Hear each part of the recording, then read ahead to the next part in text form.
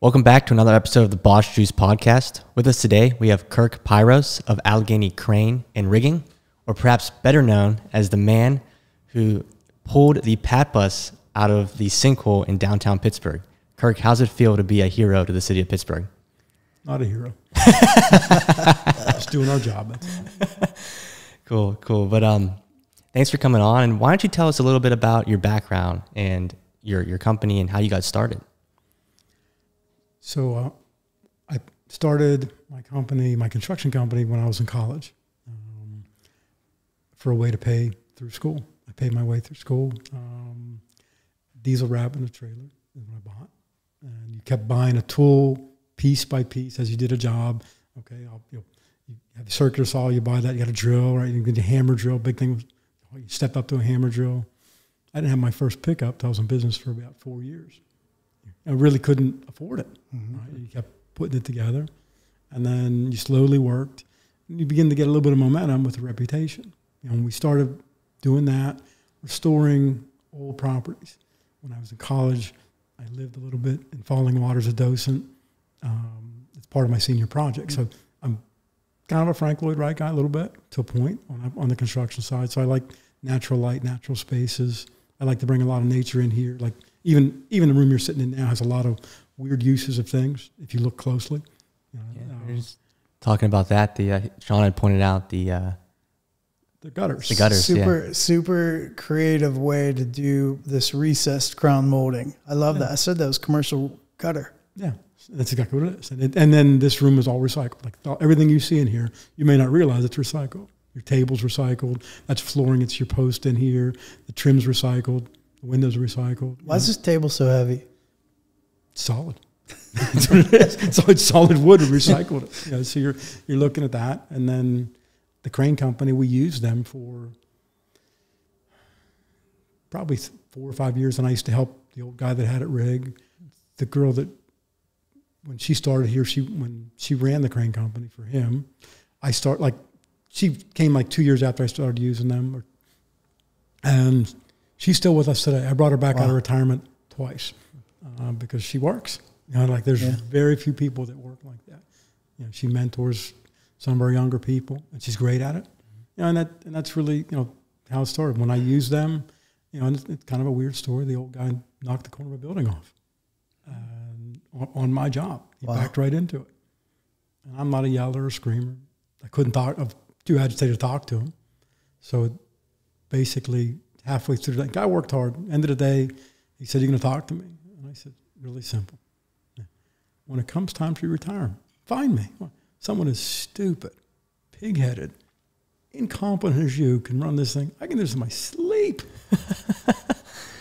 And literally 10 years to the day after he put one of the crane booms in a telephone, like through telephone power and power lines, and shocked himself a little bit, he called me up and said, "Remember that conversation?" "Yep." I bought it within literally 60 days. Wow. Like, okay, done. That's incredible. Yeah. You know, and we had 3 cranes then. So how did you learn that business? So, you know, I went to school for engineering, so that helps a little bit, right? So with the rigging part of it, the running the crane, because I did it with them, ran with them, I taught myself, you know, and then I had to go I bought the company, I couldn't drive it. I didn't have a commercial driver's license, didn't have a crane operator's license. I learned, taught, you know, and worked with the guys. You know, I work beside them. Like when you get on a job site, you know, you'll see me, even to this day, I'm dirty. You know, when we do those emergency lifts, the first guy in the basket that's 500 feet, that's me. You know, I'm not going to put my guys where I will not go. I will not put them in harm's way. I'll put myself in first, and we go from there. And we do those cool pictures. You know, the bus that came out of the Fernhall Bridge. You know, I was in the basket going down that hole first. You know, it was about 270 feet away in the hole. You know, and I rigged the bus. Right, I was the guy jumping down on top of it. No one else. You know, I wouldn't let anyone else get inside that. When we rigged to get it out, it was funny. It was and it wasn't. I mean, you know, like those guys, I wouldn't let them get in the bus so I'm like, all right, I'll take it. And the bus was basically on a 45-degree slope. So they handed me, we had 6x6s that were 16 foot. I looked like a cartoon. They handed it to me. and my feet just slid back, and I got pinned against the back of the bus. And they're looking at me going, "Can we help?" I'm it's just hilarious. In the middle of that mess, there's some fun in it, and the guys, they have to love it. For us, you got to be different. You can't just be a crane operator. I think there's a lot of risk and liability in that. I mean, that's a high. I don't think people realize how high stakes of a job that is. It is. Most people, they don't respect it to a point. I mean, you can be a hero or zero in a second. And saving a life or killing somebody. Mm-hmm. It can happen. And sometimes it's inches. When we lay out, we have a couple young engineers that do the layouts with us now. I mean, I've taken them to levels like, hey, we can make this happen. Yes, you're going to be 5 inches off the building. You have to lay it out that good. To be that good at it, the operator has to be that good. And it may seem simple on paper, but if you have 300 foot of stick out in the air, 5 inches seems like a whole lot. When you're there, it's nothing. Like it's a tap, just a little slight tap, and it goes all over the place. So it's a little bit different. So yeah, we'll take the guys that want to work hard, and the males and females that both want to work really, really hard, and say, okay, you want to do this? Great. Let's go out and do it. My young engineers, they have to get their rigger's license. They have to get their crane license. Like, you can't sit there and draw it if you can't do it. If you can't do it, it doesn't work. So we do it a little bit different. Same with the construction company. If you can't do it, you can't draw it, you can't bid it, you can't make it work. So we try to make everybody a little bit more well-rounded as part of a team member. And we believe in being a team. Nobody outside. We are a team. You want to come back in, we debrief constantly after every pick that's ugly. Hey, what could you have done better? What did you see? Hey, when we did that, there was a better way to grip that, right? Like we could have, rotated, could not have. So there's a lot to it. I think the average person who knows nothing about this industry or what you get into, when I drive past places like when they were doing a lot of the construction of the cracker plant in Beaver County, yes, I saw massive cranes there. They just catch your attention because it's not something you're used to seeing. It's like seeing T-Rex out in the middle of nowhere. The other one I saw near the IKEA building in Robinson, they were installing, I believe, air conditioning units, and it was a beast of a piece of equipment. Like, I can't even imagine what the costs are for not only purchase. Because I have a couple clients. One is a concrete company and is a garbage company. I know the money they put into, triaxle trucks, garbage trucks with a robotic arm that can front load, side load, things like that. I can't imagine where the cranes are. And then the maintenance. Like, give me an idea. What's a rough figure? It'd probably blow people's minds, really. Let's give you, I don't know, I can't see. I think most of the big cranes are out. Yeah. But if you're looking at a big crane tire, that's $6,700 per tire. Right? So, a fuel, like to change the oil and the filters in our cranes, pretty much any one of them. But we'll say the bigger ones, anything over 100 ton. In filters, you're $2,700, the $3,000. And put the oil, right? And it's not a little bit of oil. So you're running just in materials right around $5,000. And you got the labor to it. So you're $10,000 oil change. You change all the fluids out. So it's real, and there's real cost to it. Well, based on that too, I mean, you've got operational costs, you got people, you got engineers that you hire.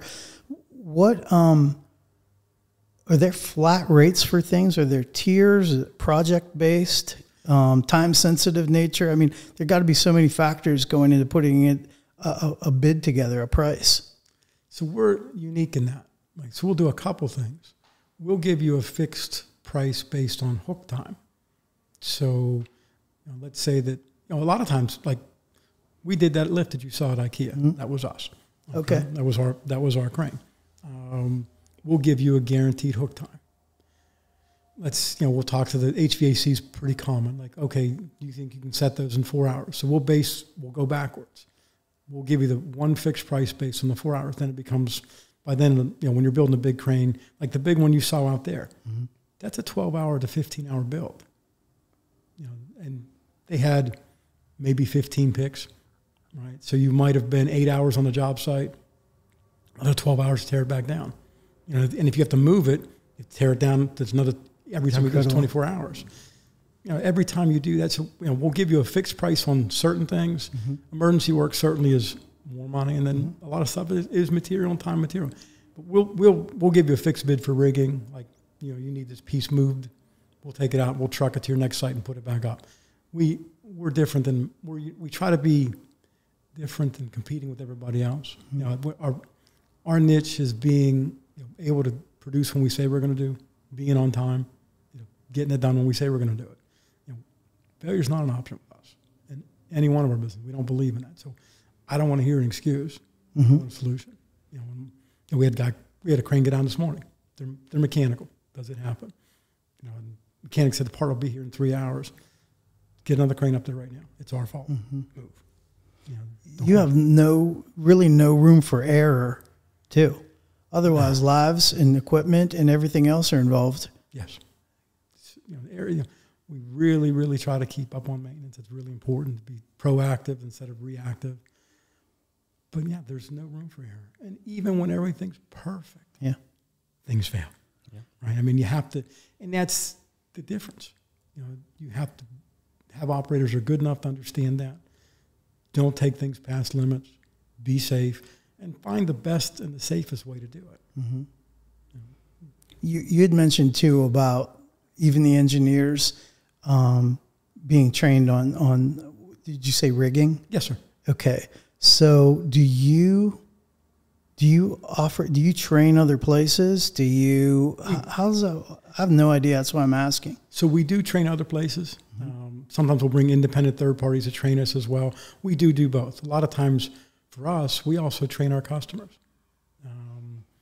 We call it, I wrote a book.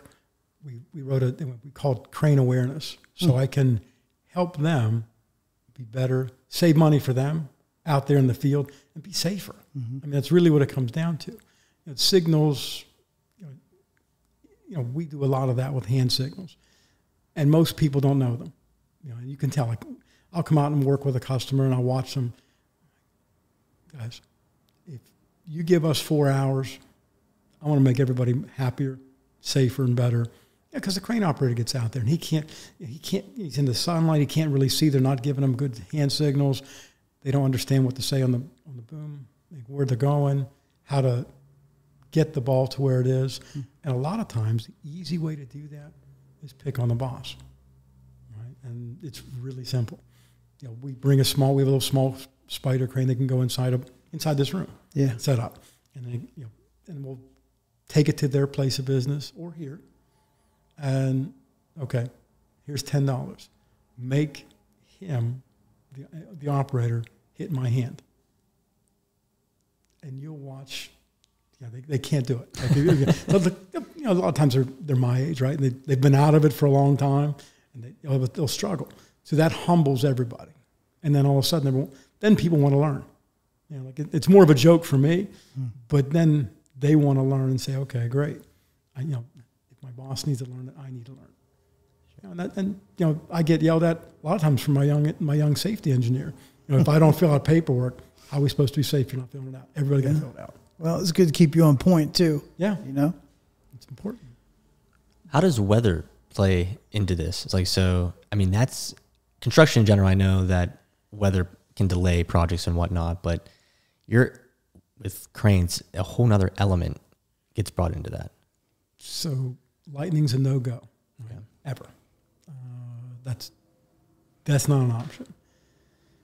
Wind, the cranes are rated for certain speeds. The more stick you have out, the less speed they have that you can run in. OSHA shuts you down around 25 miles an hour for wind. It's 15 miles an hour, you notice it. Okay, and at 15 miles an hour, your flag starts standing out, right? So the operators will look at trees will start moving. They'll see a flag going. We have anemometers on all the cranes as well, so you can tell how fast you're going. But just in case it catches your eye, like, hey, there's some wind. it'll push the boom. So that wind's problem. Rain, you know, you can operate in it, but lightning's not, not an option. Like snow, you got to operate in it. You know, that's just life. It makes it miserable. Sometimes the equipment freezes up on you. Hail's pretty unpleasant. You know, it'll freeze up pretty quickly. So the weather's really, you are weather dependent.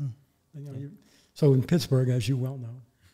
That's why I was curious, because Pittsburgh, I mean, we all know here that the weather is hit or miss. So that's why I was curious if a large part of delays in construction are because of cranes not being able to operate.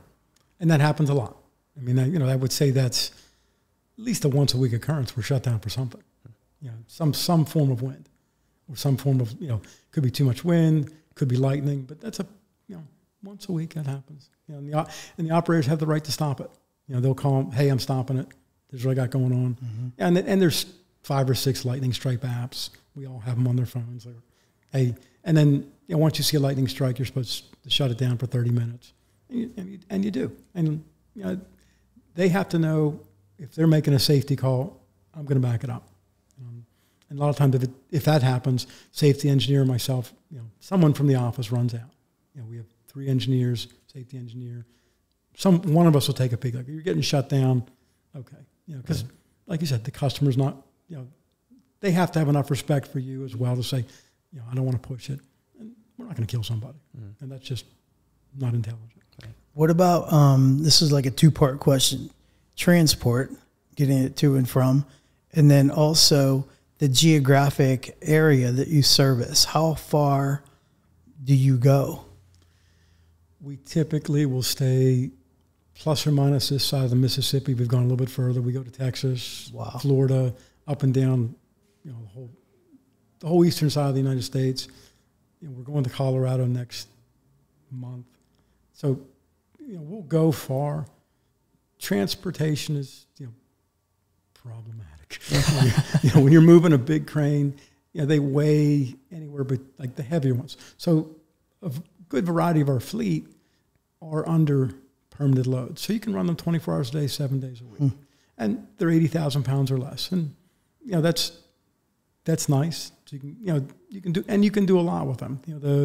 I would say some of our bread and butter cranes are our 60-ton cranes and our 55-ton cranes.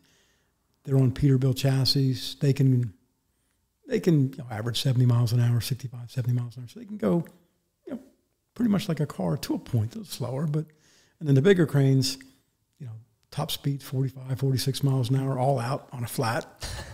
You're coming up Green Tree Hill. One of the guys screaming and yelling at us. You probably want to. We got a lane blocked. We're 17 miles an hour. We're hoping we get up top, right? And that's life. And they need a permit and they need escorted. So that part of transportation, it's part of the job, but it is time consuming and painful. We have one of the girls all she does is get permits to move it, and it's not that easy. Sometimes like even going from here to Carnegie, because of a weight restriction, width restriction, it may take us 30 miles out of the route to get there. And that's a factor that when you do it enough, people understand. But it took you 4 hours to get here. It did. Here's how they permitted me. But I think it's the only way, one of the only ways to get huge construction projects completed or these emergency situations like the bridge collapse in Baltimore, or in Maryland. I'd been on that bridge so many times, it was ridiculous. And then to see nothing. And then you see these massive pieces of equipment now, extracting things, moving pieces, so much material out of there. It's got to be crazy. Are you guys involved with that at all? No, we were for a second, but not now. What was your most notable, other than like the Pittsburgh, with the big hole with the Pat bus? What else do you work on? Notable? We did a lot of work at Hurricane Ian down there in Florida. Okay. So we picked a lot of boats up out of the water. Yeah, that was pretty rough. That's probably truthfully the worst natural disaster I've been part of. We've been part of a lot of them, but that was rough. You watch industries just get destroyed. Fishing industry gone. Yeah. The shrimpers, You know, I picked a couple shrimp boats out and moved them. They were like half sided over them and tipped them back up for them. I mean, it was, you know, it's pretty sad. So you see a lot of destruction there. You know, we've done some silo fires that blow up. I mean, that's kind of, they're different. You'd be surprised how many times they do blow up and catch fire. You know, and it's amazing that they'll blow up and lift the concrete lid up and off when there's so much pressure when it builds up. They can be hairy a little bit. You know, you have to take your best guess on what the concrete is. You estimate it, you put a little bit of extra weight into it, and then it's compromised because it got blown up already. So when you lift it, it's gonna fall apart on itself somehow, some way. You hope that you rig it so it kind of falls together in the center, and you're good to go. So you talked a lot about the different like permits and unknown things like weather and all the. Sounds like there's a lot of things that could go wrong. There's a lot of moving pieces in all this. It doesn't sound like it's an easy business to operate or to even start. And I know you kind of talked about in your backstory how you came across this business. You purchased it from someone who retired. But in 2024, if an entrepreneur wanted to start a crane business, how would they go about doing that? Like, is that even possible? It's got to be expensive. It's not like this is something you can just pick up and do. Yeah, I mean, the point of entry is hard because of, you know, the collateral required, right? I mean, you have a pretty fair amount of capital you have to put in play to make that happen.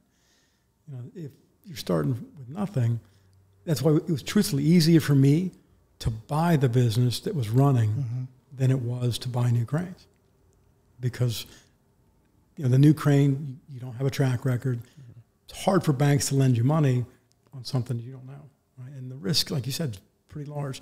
Getting insurance is pretty challenging. So if they want to come into the crane business, you know, you can do it if you're going to start out on your own and you buy a smaller boom truck. You know, get it to you can get it and buy two and then buy three. Like my philosophy is, if there's work for one, there's work for two. So a lot of my cranes are doubles and triples or quads because that model, and we're trying to change all of ours down to basically three models of cranes, basically three brands of cranes, and that's it. Because interchangeable parts, you know, things that work faster. So if you're going to start from scratch, you can buy one boom truck, buy a used one probably, because then, you know, like we just bought a new boom truck. That's $600,000. That's a sizable boom truck, but not, you know, that's okay. So that's a pretty high point of entry for anyone young that you're going in there. So if you buy a used one, you might spend $200,000, $250,000 and borrow. When you make enough money, buy the second one, buy the third. And that's really not much different. When I bought this, it was pretty much a startup. And then we did the same thing. We just started buying new cranes, one a year, two a year, sometimes three or four a year. Just depends, but we had to have enough business for it. Like you have to justify making that secondary leap because it is a big risk. You know, bad things happen. So you have to be mindful and careful of that. So you want everyone to be an entrepreneur. I think, truthfully, that's what made America. Yeah, really. You know, when you go to Italy, you go see there. You see that you have opportunities that they don't have. Yeah. Right. I mean, the people that are over there that are successful, 9 times out of 10, their family was successful. Like they didn't. You know, you can't start from zero and be something. Right. It's pretty uncommon. That's what we had interviewed previously, Emery Bosman of Armina Stone, and he had mentioned that he came to this country because he was like, he knew he wanted to start a business, and he said this was the country to do it in. He goes, the opportunity is just here. Yes. So you're absolutely correct. There's over 300 countries in the world. I think there's almost 370 or 380. You're already better than everybody else by just being here, right? So when I hear people complain about it, you know, it's a great country. You have to understand that. Go leave it. Leave it for a little bit. Yeah. Go. Canada's got great fishing. They got everything else. But go watch their military do exercises. But they're kind people. Go to Mexico. You know, you take things you take for granted. You know, and, you know, go to Canada. They have taxes that are oppressive. So again, starting a business there is more difficult. And they're kind and nice, and they're almost part of us, right? They're really close. Go out. Go far, and then you'll see, like, wow. You know, that's a whole different breed. Yeah. So, you know, we're all blessed that we're here. You know, and make the best of it. I think that's good for everybody. You know, not everyone can be an entrepreneur. It's It is unpleasant. Yeah. You will have bad days. I promise you. Yeah. It's so fitting you say all this too about America and opportunity. And I know I'm not getting into politics, things like that, but I could see your view right now behind you, your physical view. And there's a gorgeous American flag. It's just blowing, the breeze is catching it just the right way. It's a perfect backdrop for the piece that you just said about opportunity. It's classic. I mean, it really drives home the point. It really does. Well, till you step out of America, you don't realize it, right? And the only place I've traveled, not tremendous. My daughter's traveled much more than myself, but you begin to appreciate that because you really can't do that anywhere else, and you can't go from zero to something. Some guys do it great. Like sometimes the internet business, they're millionaires overnight. That's probably less common. Yep. Most of it's based on hard work and a long time of years. Yeah. Absolutely. I mean, that's what we talk about all the time is, I always tell Sean that the reason why, when I started my first business, I started it because growing up, I had friends whose parents had businesses and they were successful. They had nice cars, nice houses. And I correlated, you start a business, you're successful, you make money. And it has been the hardest thing I've ever done. And I don't think, people realize that, So if you wouldn't mind sharing, when you took over Allegheny Crane, what was some of the hardships that you faced in doing that? How was that whole experience? Well, so the guy that owned it before me, he worked hard. He was a tyrant. I mean, a pretty rotten human being. There's always, his name was Dick Buell. I mean, to this day, I still respect him. Right? He's still alive. But there's always a story about how rotten he was, how horrible of a crane operator he was. But no one ever said he was lazy. Mm-hmm. Okay, and that's, you have to be driven. So when I took it over, we actually had 2.5 cranes. One was a broken down old Grove that we got $28,000 trade in, and I'm happy they gave us $28,000. Right, and we slowly bought the equipment. Had never really been maintained, and he ran it safely. Changing the culture was probably the first thing, because safety is not something they even remotely thought of. And for me, it is critical. That's got to be foremost in everybody. I want everyone coming home in one piece. Mm-hmm. The guy that taught me to run crane, he worked for us for a long time. Getting him to get around to safety, but he taught me. I didn't know what was bad. You go to crane school and go, wow, all of this is bad. Not one part of this. So changing that first culture, changing the mindset to work as a team instead of, and it's different because when you need a crane operator, he's got to have he or she has to have some bravado a little bit because, you're out there, right? Mm-hmm. And they have to be able to control your site, and they're representatives of the team.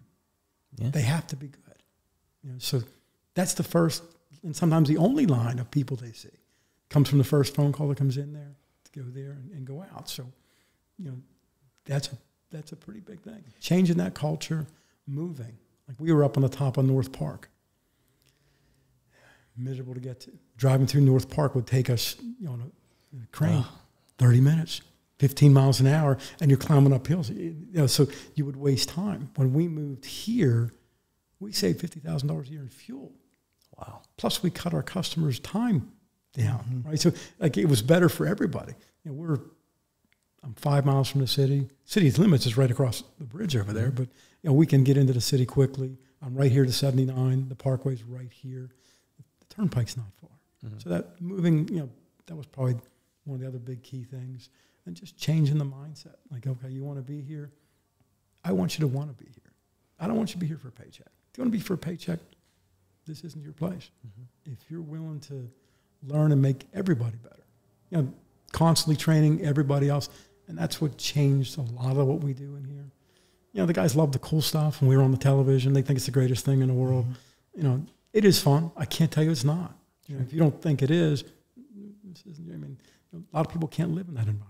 Can't you picture Kyrk getting the new Tonka? Yeah. When he was a kid and going, man, this is what I'm going to do. Hey, in all seriousness, so back to when you were talking about college and you were hustling to make a lot of things work, and then you get into this business. After you got into this business, in your opinion, what was one of the most shocking things where you're like, man, I didn't sign up for this. What really made your eyes open? Your liabilities, people not paying you, people, that, and when you're something that big, you're a target. You're driving down the road, and the biggest thing that people have seen, you'll get a couple accidents, like they'll make accidents out. That was shocking. That was the humbling part, right? The amount of money, the amount of effort it takes to make money. Like for instance, it's a pretty unnerving thing to live with. We don't turn positive.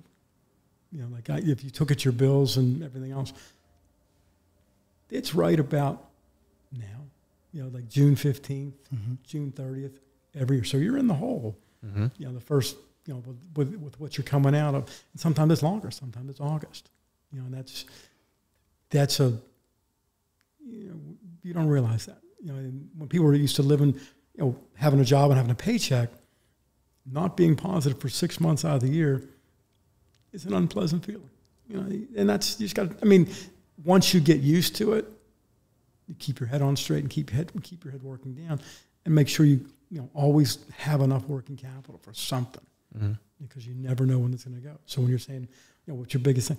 A crane breaking down, back then a crane breaking down, your fix is $5,000-$10,000. Now a crane breaks down, it's a lot more than that. So that's unpredictable.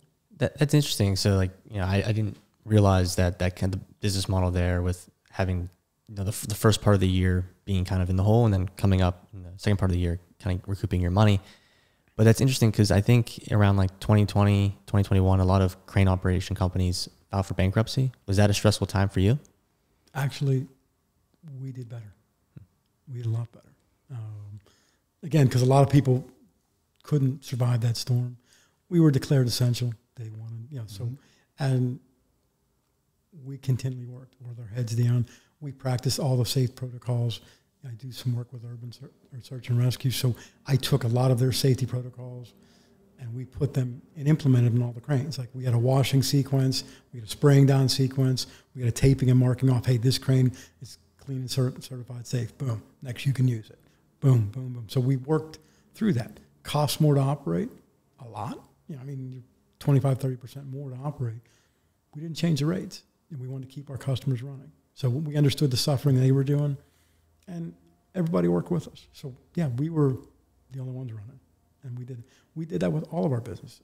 We kept them all that way, even the hotel. Like we let first responders stay there for free. We did the same thing. We did the cleaning protocols there. We ran it through here. We cleaned this office every day. We sprayed it down every day. So we ramped up to keep it running, and that's how we stayed running. We made a conscious decision. We're not failing. And we have a duty to serve everybody. We have to do this. And when they did that, everybody jumped on board. Nobody said no. It took, again, you have a mindset, right? Oh, it's terrible. But if you can work in that environment and be safe, great. COVID did affect a lot of people, right? And we worked all the way through it. No one really, we had people have COVID. Sure, get out of here. I don't want to see you.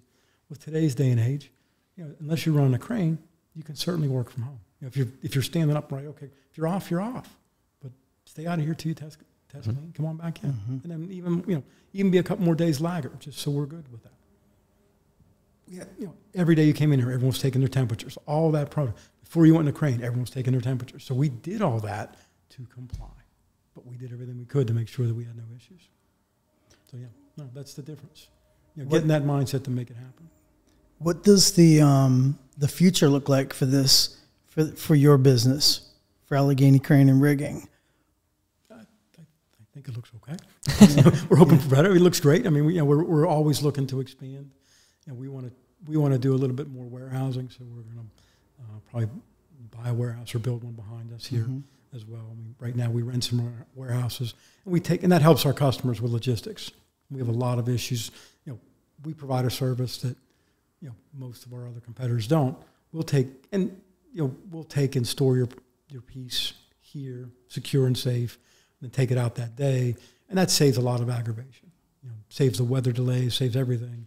it's not uncommon for something or a trucker to be shipped and lost. You know, like we've had that happen numerous times. That's really, that's how it started for our customers. Crane's all set up. You know, you have a 400 or 500 ton crane all set up. It took 12 to 15 hours to build it.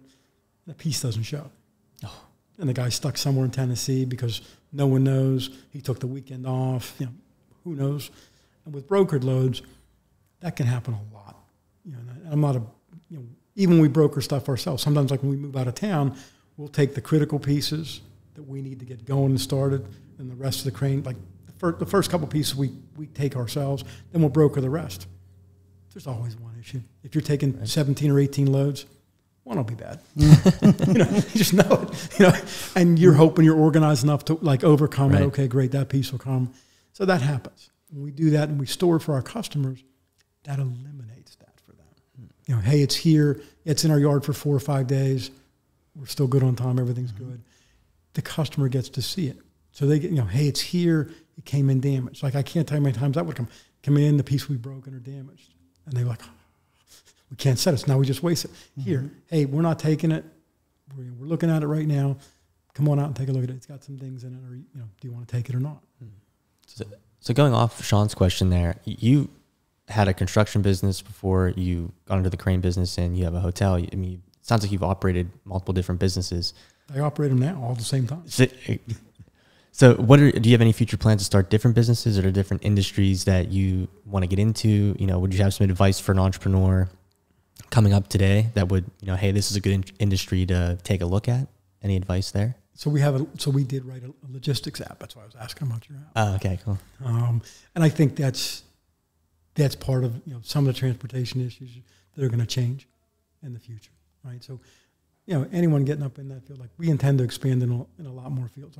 Our construction company basically branched off. We do a lot of clean rooms, industrial clean rooms, and pharmaceutical, like pretty high grade clean rooms. And we also do a lot of historic restorations as well. So we're sort of breaking both of those off a little bit to run them a little bit more independently. So for an entrepreneur getting into business, pick a niche that nobody else can do or wants to do. Right? I mean, if they don't want to do it, there's a niche for it. You know, one of my best friends, he just retired. He gave it to his son, and, you know, his son, you know, took it over now. And both of them are great. Mr. John, right, the Porter John Company. No one wants to be a Porter John. You know, pretty successful. And if you look at his model versus mine, it's a lot simpler. The risk is a lot less. You know, and the exposure is a lot less. But per employee, he's a lot more profitable than we are. You know, because he has a lot less risk in there, right? You know, so you look at that. So if you look at a business that nobody wants to do, there's a lot of niches in the world that nobody wants to do. A lot of them be coming up, right? I mean, you can see a lot of things coming up that are different. You know, I think if you look at now, banks, right? Banks are changing.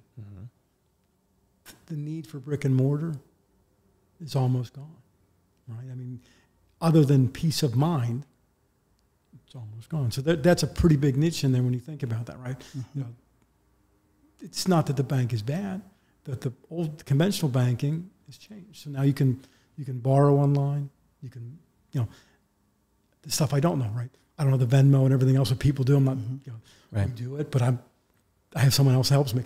I'm not really good with that. I mean, I can't tell someone, hey, we had a Venmo. I'm like, here, I'll call the office. They'll take care of it. But there's your app, right? I mean, so you do stuff like that. If you do something in that banking, that's changing. That will change, right? Transportation will change.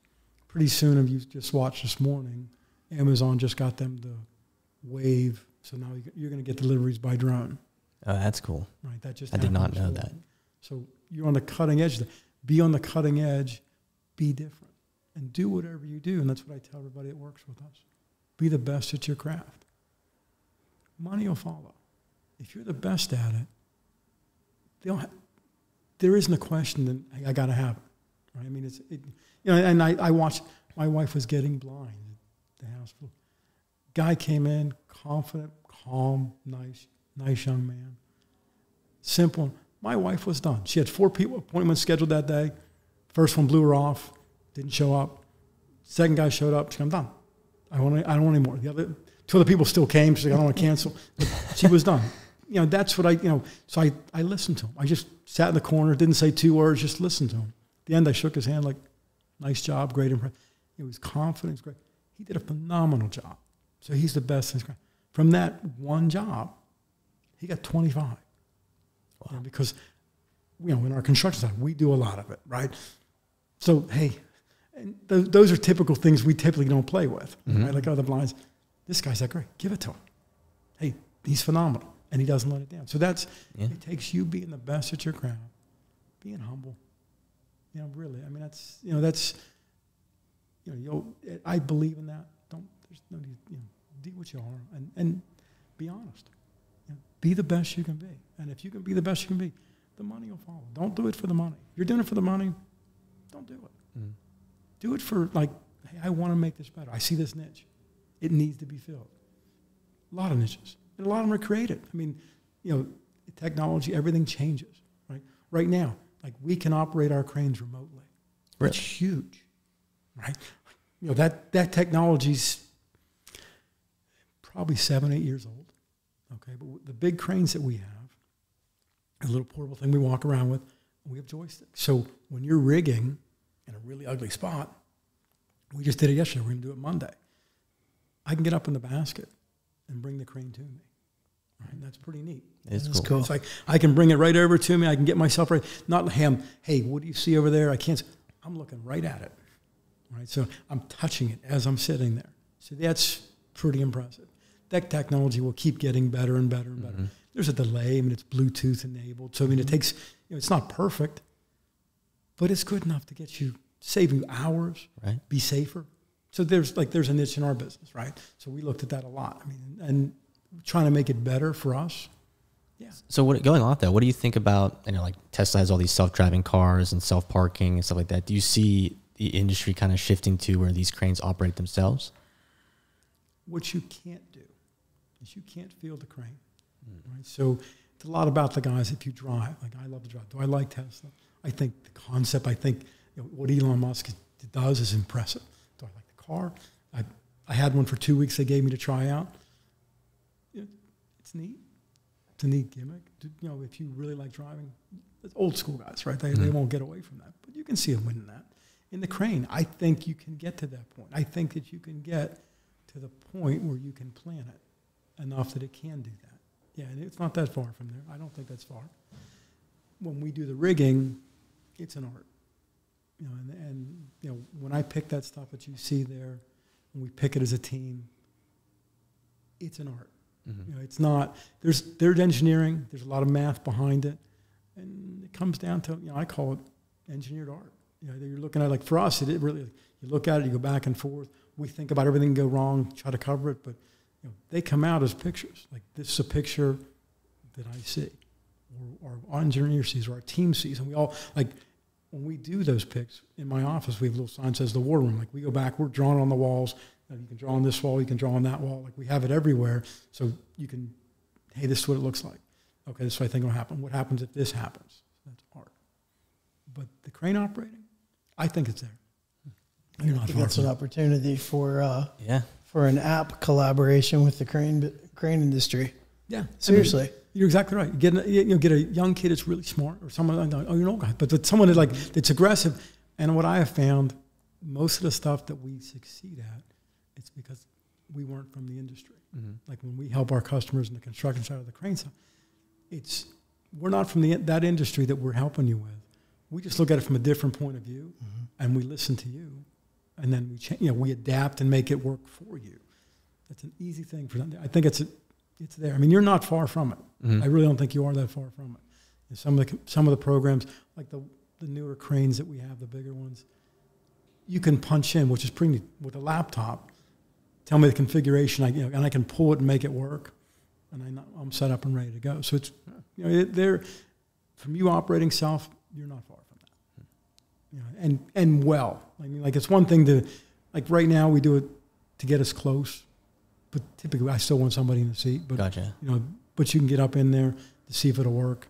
But we can. I mean, sometimes we do it. You know, it's pretty neat. You watch the guys in the yard do it; they'll load up by themselves. And does that future worry you? Like, do you feel that that's going to take away jobs from you? No. We'll expand right into it. Now, it may change the workforce to a point, but no. Yeah, you have to adapt. They're going to have to adapt. Everyone on the team has to adapt. You change or you die. So do I think that worries me? No. Okay, you're still going to need the equipment. Yep. Right. So the bare minimum, you're still going to need the equipment. Now get your staff trained to do it, so they can do that. Right. You still got to get it there. Right. I don't think you're to driving it. Right. You know, there's some. Again, there's art and skill in that too. Right. The self-driving car. If you want to go from point A to point B with no issues, I was in Phoenix. Is it Argo? I think has their Argo AI. Yeah. They have their little taxis you can get in it. Mm-hmm. Kind of creepy, right? When you're sitting in the back seat, there's nobody in the front seat. Isn't that wild when you first get in there and you're like, you sit down and you're like, oh. But is it cool? It's neat, right? Okay, like get in there. Do I want that for me? Probably not. But is a reason for it? Sure. And you think about it. Think about things you would not change, right? Automatics, stick shifts, right? Old guys love stick shifts.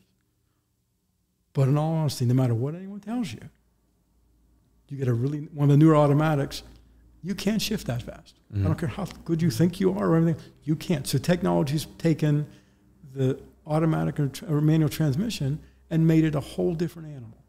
So now it's easy. Right. Yeah, I think that's the key to entrepreneurship is innovation. Someone once told me either innovate or die. Companies that have been around for a very long time, if you look at their history, they're significantly different today than they were hundreds some years ago when they first started because they're continuously integrating and innovating. You have to change. Mm-hmm. So taking jobs away, like that's never a part of what we think. Making it better. Well, always.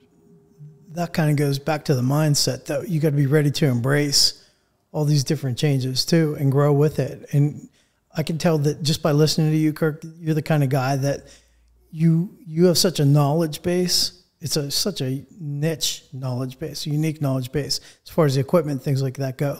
But you can also, as a visionary, see how technology is changing and can continue to change. Even a business like this, which is so outside of the norm, at least what I've been exposed to my whole life. I worked with engineers and architects for about 20 plus years in my career before I started my own business. And you learn everything as you go. You continue to learn. You continue to watch. This is the first time, though, that I've had an opportunity to sit down with a person like yourself and learn some of the ins and outs of this, things I didn't even consider. I just see these things at project sites or travel on behind, I zip around in the Jaguar, But anyhow, it's fun and it's inspiring talking to a person like you who you're not opposed to change. You're not opposed to trying new things. I can tell too, you really care about all the people that you have working here, not only their safety, but it sounds like when you said you brought somebody out of retirement a couple times because she was so good, Yeah,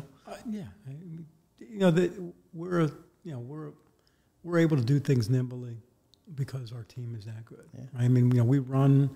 I don't think we run lean, I guess, to a point because almost everybody here is cross trained. So it's, something. There's someone picking up the baton like it's a common. Yeah, hey, you got this. Yeah, I got to go. This morning I know one of our engineers was out on the site. Our salesman picked up the slack in here. Right, she was out taking 4 or 5 site visits. He's calling me, hey, what about this? We got an issue. I'm like, do this. Okay, great. But again, no one missed a beat. Customer doesn't know it. So it's a tight, you have to have that tight team to make it work because you can't. And then they have to, when they come to an idea, anybody can come with an idea. If you stop learning, you're going to die. Right? And for me, listening to what they have to say, oh, okay, I get that. I mean, and then you look at, hey, when you see something good, like you just said, can you put that into our industry? Yeah, we can do that. I mean, how do we make that happen? It's evolved since I've owned it. Right? The crane company, but the crane industry's evolved. It's a lot safer now than it used to be. The cranes the technology's better. It's still leverage. At the end of the day, when you look at it, it's still leverage. It's still counterweight. It's still the same thing, but it's better. Like now the smarter manufacturers have made their cranes more versatile. There's ways to make charts better. One of the ones that's really for years I tried to figure out how to make a counterweight like, so, if you look at a crane and you extend the back this way, like a seesaw, right? So if you go on the seesaw and you're really close, you're only so strong. But if you can move it out further, you have more weight, right? So you can pick up a guy that's 2 or 3 times heavier than you. So I always thought, how do we make this work and be able to be safe with it? Well, one of our new, I bought a new Lee Bear, and I'm thinking all kinds of like weird engineering ideas to have it. All they did was change the plank with pull your counterweight cylinders instead of sliding it horizontally, just change how you're picking up vertically. Right. All of a sudden, you just added 3 feet. I'm thinking, well, I'm just not that smart. These guys figured this out, and it was so simple, and repeatable and unbreakable. Yeah. So, like, wow, something I've been thinking about for 10 years. This is really intelligent. So, I mean, there's plenty of people in the industry that are plenty smarter than myself to go in there and figure this out. Your goal is to, capitalize off what you're learning and bring it home to your own solution. Learn from everybody. Learn from everything around you. I think you learned from Frank Lloyd Wright too. Cantilever construction and balance. I'm a big fan. Seriously, all of his properties have failed because of water and maintenance. They all fail in some fashion of that. But it's they're neat architecture.